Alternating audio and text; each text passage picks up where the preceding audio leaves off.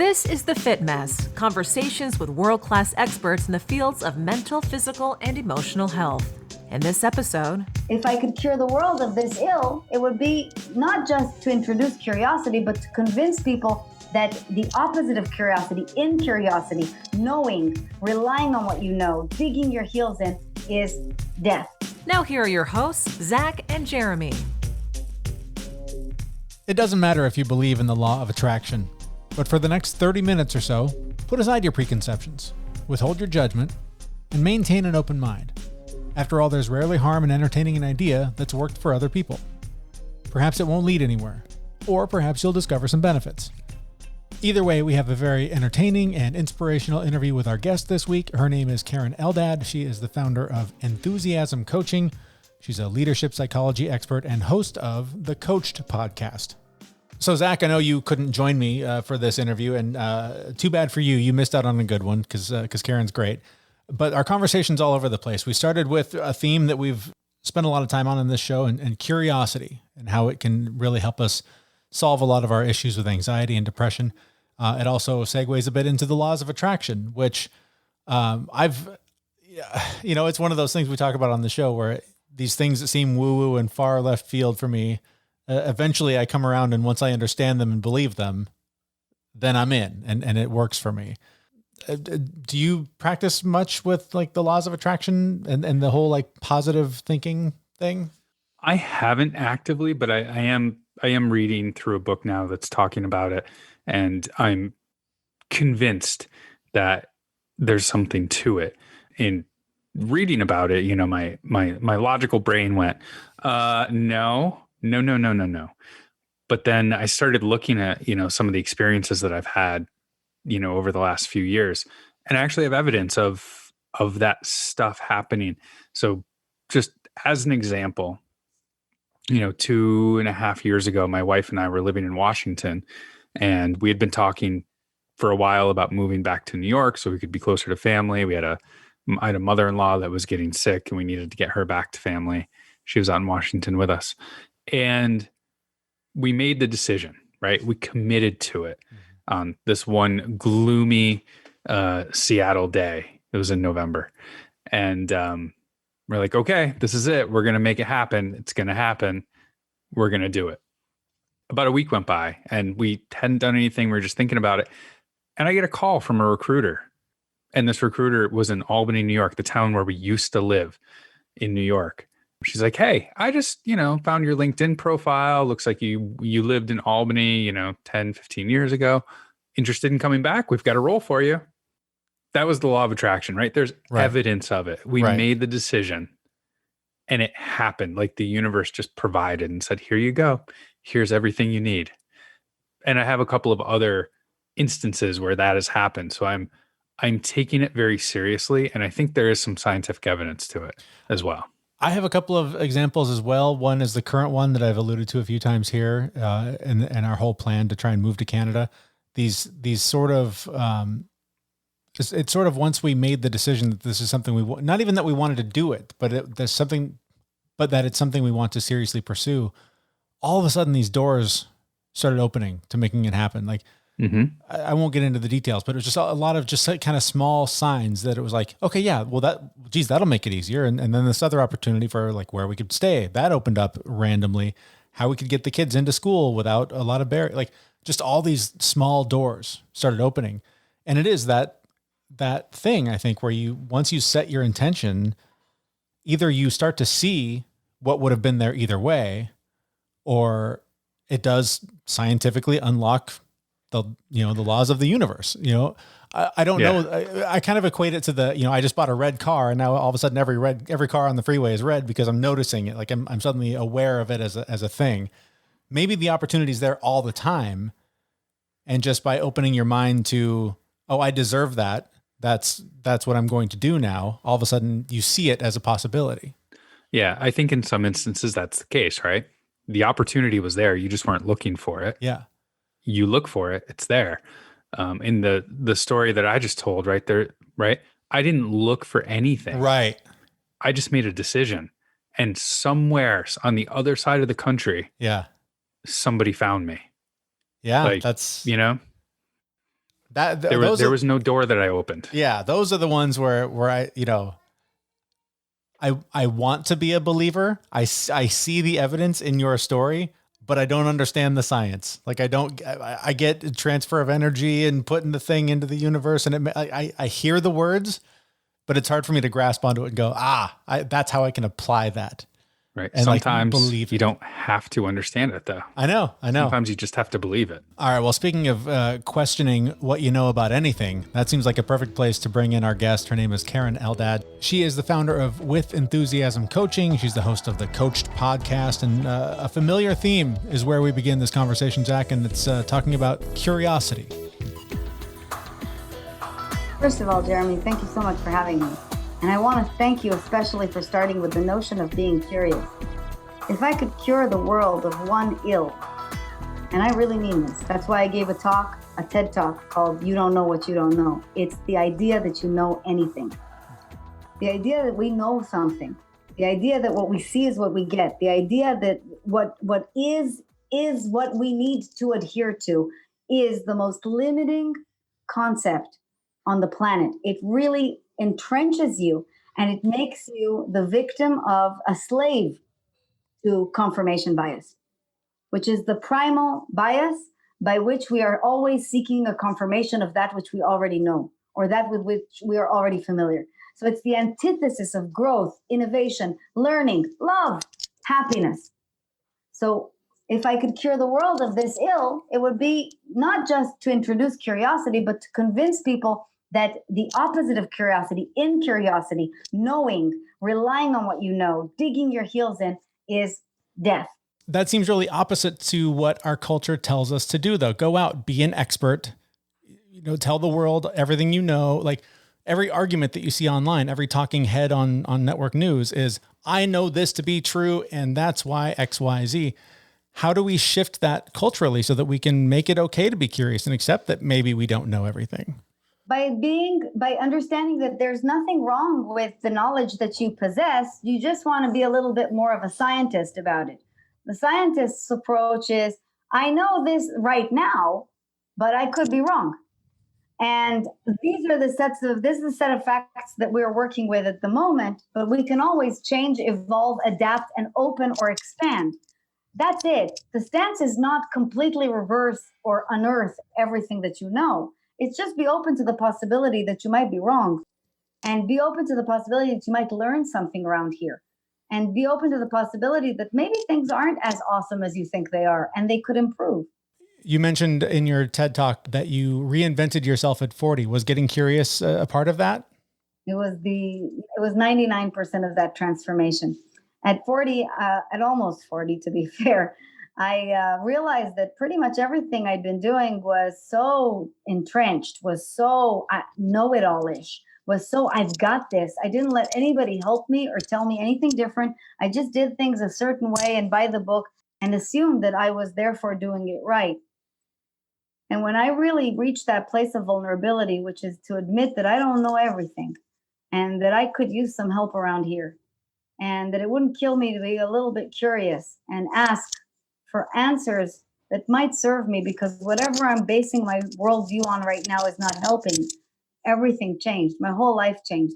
As a matter of fact, I think in that sense, it's very similar to Brene Brown's story. Her TED Talk, of course, one of the top 5 of all time in terms of views about vulnerability. She gave that talk at 46, and she spoke openly about her own come to Jesus, her own realization through the research that she herself had conducted, that obviously she wasn't getting a bunch of stuff right. This book sits on my desk, Dare to Lead. It's one of her latest, and it's a masterpiece. It's a real masterpiece because of the admission that, you know what, maybe I can learn something around here. I love that you bring up Brene Brown, because that was the connection that I made in listening to you talking about that sort of that need as you transitioned to hold on to stability, to hold on to the job that would just keep you afloat until the next thing. And I just kept thinking, this is daring greatly. This is the thing where you got to just make the leap and see where you land and trust that your process is going to lead you in the right way. Talk about that sort of that path. And I guess your connection to Brene Brown, it seems like she's an inspiration it's for funny. you. She's a huge inspiration for me, but I didn't discover her until years of practice. And I think it was because I just wasn't ready to hear her message, right? Like we go through stages. I think like you've got level one, the impact theory guys, like the alphas, like Tony Robbins. Then you're ready to graduate to more Brene stuff. And then finally you're going to get to the woo-woo stuff. I guarantee it. The spiritual realm of Louise Hay and Esther Hicks is only a hop and a skip away. But in essence, what happened to me was that real realization that I may as well take a leap because I don't have anything else to lose. And I got really lucky, Jeremy. In my personal story, I lost everything. I got divorced. I lost my job. I was 36 years old and sleeping on friends' couches, which I think is not even a cool thing when you're 26 years old. And I had done everything right. I got married to the tall guy. I had the Ivy League degree. Like you would think that none of this would ever happen to me, but it did. And in that sense, I thought, well, what the hell is going to happen? I mean, I have nothing left to lose. So I might as well actually go for something I really do want to do. I might as well believe that maybe it will work out for me, that maybe I do have a shot. 15% of businesses do succeed after all. And I took a shot and it paid off with dividends. And that's why I tell everybody to do that too. You mentioned that you had nothing left to lose. And I think so many of us wait until that point where we've hit rock bottom and that, well, I've got nothing else. Why not do it before that? Why not when things are good? Why not risk losing everything? If you're kind of comfortable, things are sort of fine, but you feel like maybe there's more. Oh man, you're speaking my language today because I'm comfortable. Mm-hmm. And comfort is also the opposite of superstardom. So I really think people have two choices of doing the work, doing the inner work to explore who they are and what they want. These are big questions that people don't take the time to do, certainly not with a trained helper who can really help them through. Any of the people who have been on your Formidable podcast will help them get to that level, right? And the only two ways you're going to get to this work are trauma and humility. And personally, if I were a person out there, I think humility is a better bet. I don't think you need to wait until your house is burned to the studs, which literally happened to me, before you ask somebody to help you. Okay, I got to hear that story. Well, I mean, I moved out of my house. My ex-husband was rather litigious and not very happy that I was leaving the marriage. I had no choice. I was in an abusive relationship.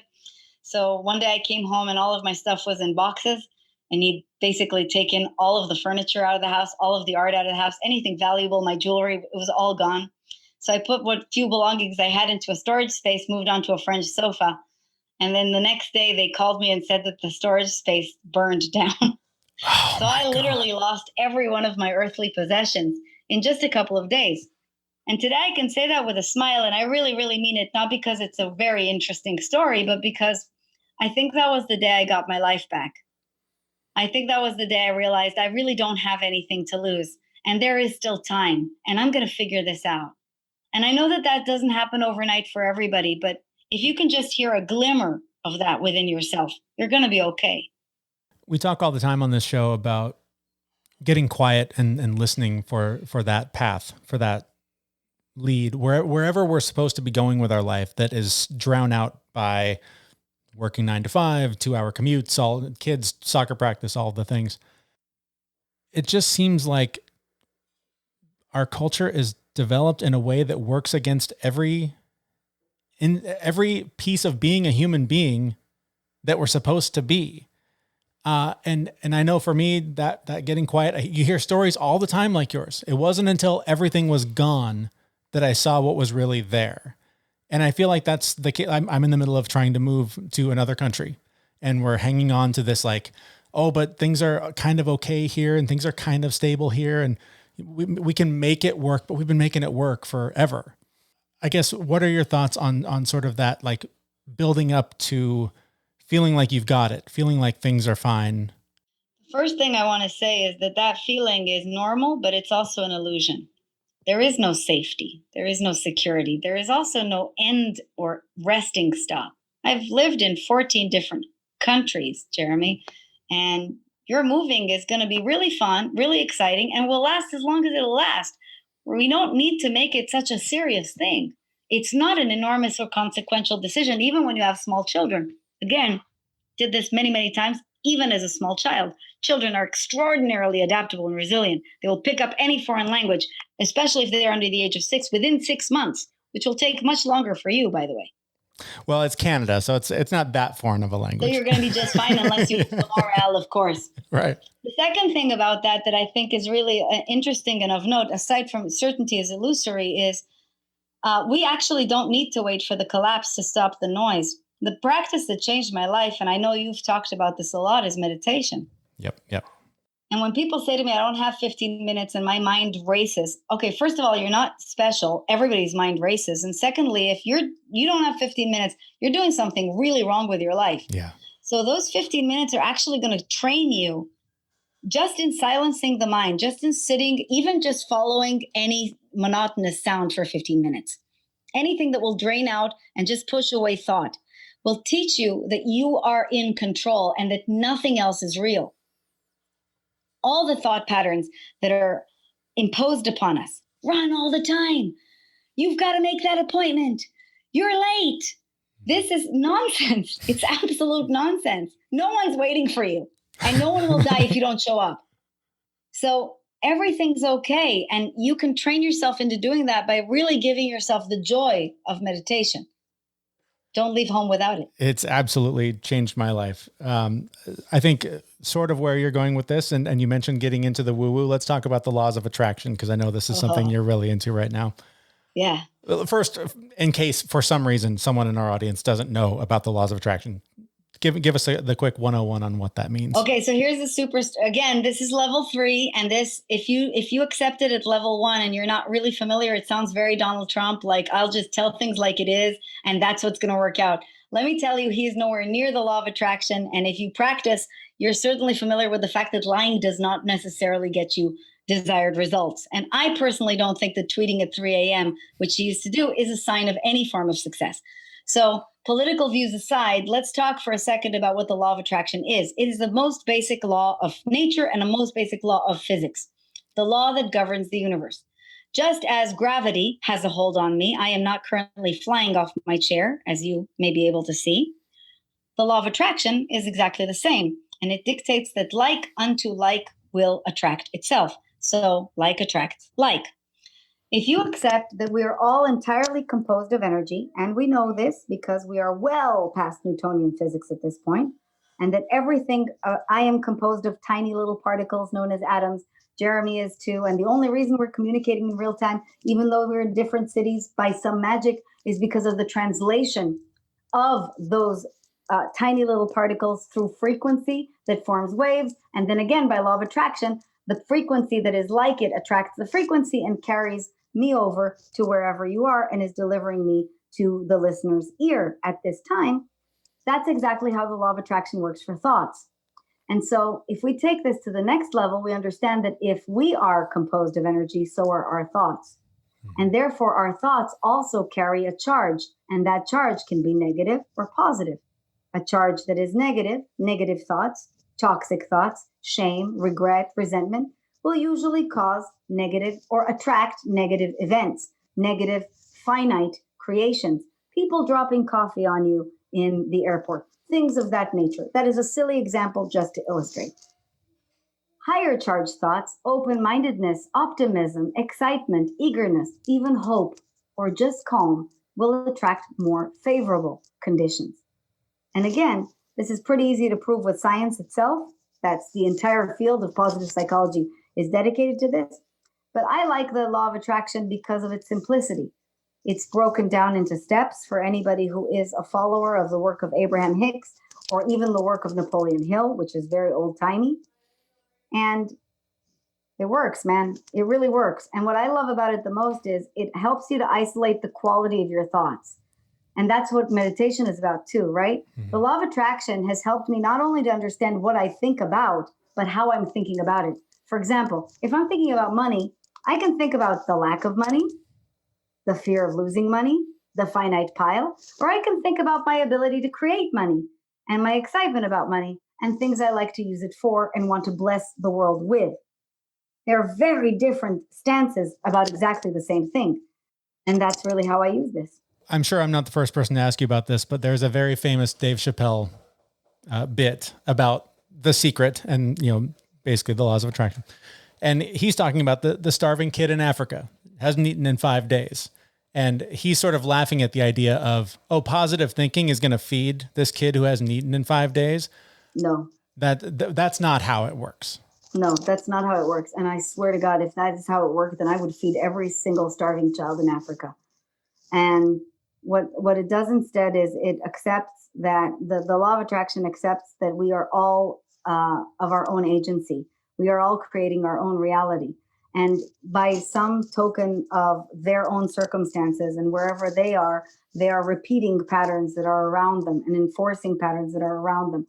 This is not a particularly bad thing, because if you accept that, then you can also accept that through agency, many can rise above that and start to change that reality. The greater the asking, the greater the favor that will be given. So with time, these situations will ameliorate or rectify. To be very honest with you, I have no proof for that. And I don't really spend a lot of time thinking about it. And the reason for that is I don't think that it's very useful for me, or that I've come here to solve the world's problems. I've come here to feel better. And by feeling better, to be able to bless others with my ability, which is much bigger than it would be if I were in a detrimental or limited state. I, by the way, also think that Dave Chappelle, because I'm a huge fan and big follower, has come a very long way from those days and has maybe modified his beliefs a little bit more. He's by no means a libertarian. He's much more of a progressive. And most of us believe that a rising tide will lift all boats. Right. And that's essentially the premise that we're operating with, which is the more you are able to accept your own worthiness and to create more for yourself, the more you will be able to create for others. It's not me versus that. Right. I think it's the idea, though, I think is one that is common when people hear this idea of, oh, if I just wish for something, I mean, it's not a genie in a lamp, right? No, it's not. And that's actually a very important point that you're bringing up, Jeremy. This is why I say it's anti-Trumpism. It's not Trumpism. And for those listening, I happen to be a progressive, so I'm sorry if those political views are not perfectly aligned. I hope that they'll see beyond, if so, the political stance. The secret was missing a key ingredient, which is you have to actually believe what you're saying. You have to really believe in favor. You have to be aligned with your desire. You can't just say and take. Mm-hmm. If you're believing that the world has finite resources and that me having more means somebody else having less, and that's the only way we play the game, which is a zero-sum game, you're rather destructive and competitive in your energy. That's the opposite of the law of attraction. Mm-hmm. The law of attraction and the fundamental law of attraction is there is only attraction. There is no assertion. So me taking from others absolutely doesn't force into the equation. Me working very hard doesn't really work into the equation. Instead, what is missing is I believe that I deserve. I believe that it is out there. I will line up with it. I will find a way. I will figure it out. And if I can, other people can too. That's it. And this is another point that comes up whenever we talk about this, is the importance of action beyond just the want and the positive thinking. Talk about how important it is to actually take action toward the thing that you want, rather than wanting it and sitting on the couch and waiting for it to fly in the window. Well, you know something, Jeremy, I really want to believe that it will one day fly through the window. I'm a huge fan also of Yuval Noah Harari, who thinks that we will even hack death in this lifetime. By the way, when he was asked, do you want to hack death? He said, no, I don't need the anxiety. But for other people, I thought that was hilarious. But for the rest of us who, I really do want to believe that, but I think that I exist in a world in which I still understand that to desire something and just hope for it is a wish, and to desire and match it with inspired, meaning excited, happy, eager, enthusiastic energy and action will make it come about. What you don't want to do is marry it with, I got to do this action. That sucks. That's finite. And that's really asking to be a better slave. That's not asking for freedom. You talk a lot on your podcast. You answer a lot of questions from people, all sorts of political, money, success, relationships, love, all the stuff. Is or are there common themes under all of it that you can point back to? Almost everyone's problem, almost everyone's lost purpose is this. Yes, there are 4 themes. The first is love. The second is health. The third is money in all its configurations, including career. It's about status. It's about money. And the fourth is happiness. If you ask what my preference is, it's the happiness. I think there's nothing really we care about at all other than that. And I understand that if you're starving, you really wish for a cracker, and that's okay. But once you are past that point and you have Wi-Fi and you have water, you can ask for happiness. And I think that that's what we came here for. They're the hardest questions. They're the hardest questions to answer. But I'm personally obsessed with it and have dedicated my life to it.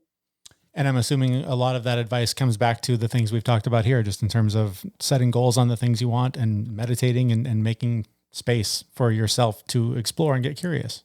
Absolutely. And really being able to focus in the direction you want. That's what meditation is about, again. And that's also what seeing all the circumstances of the world that do not please you, such as people starving, is about. I live in the great city of Austin, Texas. I love it here so much. And we have a serious homeless problem. I can't tell you how physically painful it is. But I don't make a concerted effort not to drive there. I make a concerted effort to get involved and to try to help in whatever way I can. This will already ameliorate my feeling. That's what we need to do. Rather than think and see suffering and agree to it as suffering, roll up your sleeves and try to do something about it. And then let's have a conversation. That's a different approach to life. It's very important stuff. Any closing thoughts you want to leave us with here before we wrap things up? I offer, I don't know if you know this, Jeremy, but I'm also, I've been a suicide counselor for a very long time. And I always offer the same words in closing. Be easy on yourself. You're doing better than you think. And there's nothing serious going on around here. And for whoever needed to listen to that message today, I think that's the nicest message I can give. That's a powerful one. Where do we learn more about you and find out more about you? Well, I really appreciate it. You can learn more about me and my business on @Coach Karen on Instagram. Karen is spelled with 2 E's, so not like the memes, even though I do love cats. And on KarenEldad.com, and of course on the Coached podcast, which you so generously mentioned today. Our thanks to Karen Eldad. She's the founder of With Enthusiasm Coaching. All of her links to her business and her podcast are there on the show notes of this episode at thefitmess.com. One of the things that sort of occurred to me as we've been listening back to the interview and talking about this today is, we talk so much about sort of visualizing and inviting into your life the things that you want. And sometimes I think it can happen without really being aware of it in a strange way. And for me, I've only sort of noticed it in looking back. And this is particularly relating to my relationship with our money. It's something that we've struggled with forever. I'm bad at it. But I was reading a book a couple, maybe 2 years ago that sort of dabbled in this. It was the idea of, if you need X amount of money, just visualize getting it. Live as though it's there. Like all these things, just sort of allowing it to come into your life and just visualizing that it happens. And I sort of did that. And I didn't have the success that was promised, but it was an interesting journey as I look back, because the more that I started paying attention to what we were doing with our money, the more that I was led to something that you actually told me about long before. And it's the YNAB, the online budgeting platform. You told me about it a long time ago. And the whole idea of paying for it seemed insane to me. Why would I pay for something when I struggle to manage my money? That's just one more bill to pay that I can't afford. But it was funny because I suddenly was ready to give it another chance. And in doing so, we haven't made any more money. In fact, we've lost more money because of unemployment issues. But my relationship with money changed dramatically because of the way I was able to learn how to budget in a more effective way. And it's funny when I look back, my intention was to magically invite a pile of money to fall into my life, which I never really believed was going to happen, but it at least got me thinking about how can I do things differently. And it ended up working. So while it's not as mystical as your magical job offer from across the country, I think there are times in our life that maybe even without thinking about it, we end up in a situation that's better because of the earlier steps we took that were sort of unrelated to where you ended up. Yeah. I mean, in your example, it just opened up your mind to a new way of doing things. Right. Yeah. Which doesn't always help, but sometimes that helps. Well, I mean, look at the course of this show and everything we've talked about. Most of it has been about, I opened up my mind to this new way of doing eating, fasting, meditating, whatever the thing is. And every time we open our mind to trying this new thing, we're almost always better for it. I look back at us doing the show as kind of one of those things because looking over the last 2 years, how many books would I have really read? How many things would I have tried?